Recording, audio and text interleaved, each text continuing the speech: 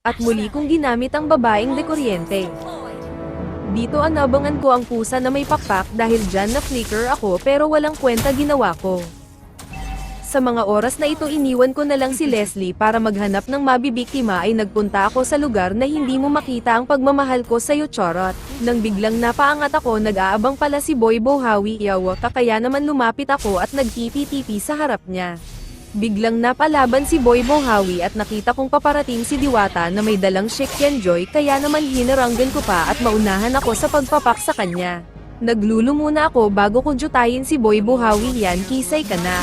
At inatake ako ni Diwata na galit siguro dahil pinapak ko ang Shekyan Joy na dala niya huhuho.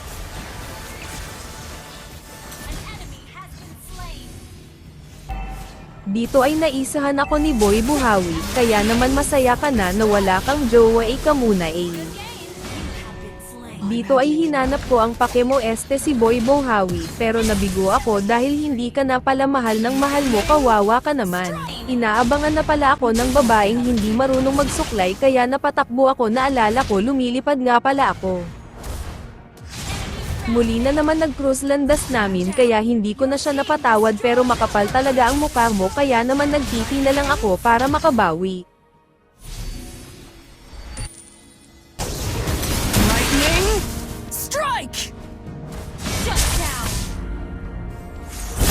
Slain an enemy! Dito ay kinuryente ko na ang puso niya para naman maramdaman mong ayaw ko na sa'yo yan jutay na. After 100 years bigla kong naalala na may utang ka pala sa akin na ngayon ay pakimkim ko na lang sa inaanak ko sa'yo hayop ka napaflicker ako dahil nakita ko naglululo si Nana sa palayan. Dito ay alam ko ng talo na naman kami kasalanan ito ng nanunood dito.